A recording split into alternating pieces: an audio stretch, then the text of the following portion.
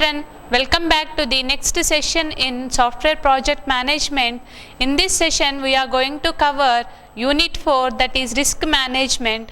So in this session we are going to know what is risk and what are the categories of risks and how to identify risks and how to assess the risks. Coming to the first one, so risk is a future uncertain event within a probability of occurrence and potential for loss. So a risk is an event which is uncertain and it may lead to the potential loss. So coming to the categories of risks, there are various categories in risks. Coming to the first one, that is schedule risk, and the other one is programmatic risk, operational risks, and so on. So let us see the first one, that is schedule risk, in which a schedule risk occurs with when project tasks and schedule releases are not addressed properly, and these schedule risks mainly affect the project and overall completion time of the project. Coming to the reasons why this schedule risks will occur is due to wrong time estimation, these schedule risks occur, and if the resources are not tracked properly also, these schedule risks will take place. And one more one more reason for schedule risk is that when we fail to identify the functionality of a project, then these schedule risks will occur. And the next risk is budget risk. So this budget risks will occur when there are wrong budget estimations and the cost of a project overruns.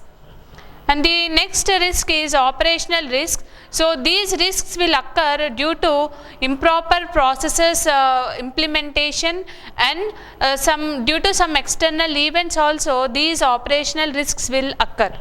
And some of the causes for these operational risks are failure to address the priority conflicts and failure to resolve the responsibilities and insufficient resources, no proper subject training, and when there is no resource planning, and when there is no communication in the system, when there is no communication in the team, then these operational risks will take place. And the next one is technical risks, where these technical risks generally occur due to the failure of the functionality and the performance.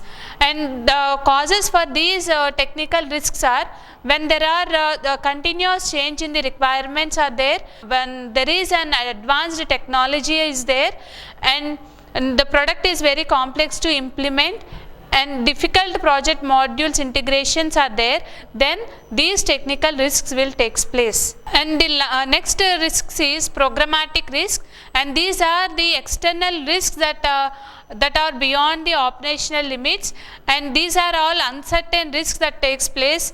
And some of the external risks can be when the code run out of time, or when the market development is changing regularly, and when the changing customer product strategy is also changing, then these type of programmatic risks will occur. And when the government rule changes also, these programmatic risks will take place. So the next topic is risk identification. So as I told you, risk is an uncertain event which may lead to potential loss. So it is our responsibility to identify these risks so that the project will be completed on time and without any loss of information. So risk identification is one of the major important role in risk management. And so risk identification is nothing but it is a listing of potential project risks and their characteristics.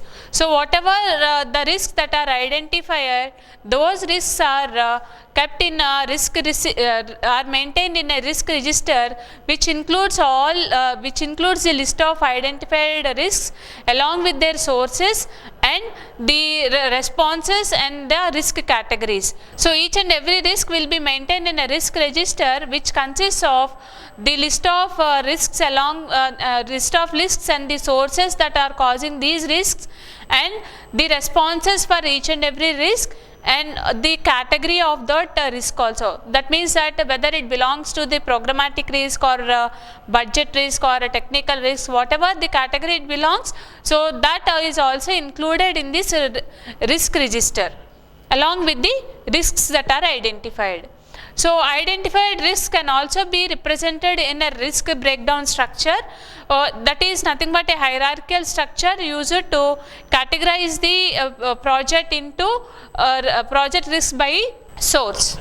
So risk identification is an iterative process that may be done throughout the project life cycle. Whenever new risks are identified, then those can be implemented as the result of internal or external changes to a project. So risk assessment is about identifying sensible measures to control the risks, and how to assess these risks in your workplace is that first we have to identify the hazards that are present for risk, and we have to decide who might be harmed and how, and evaluate the risks and decide on precautions, and record your significant findings and review your assessment and update if necessary.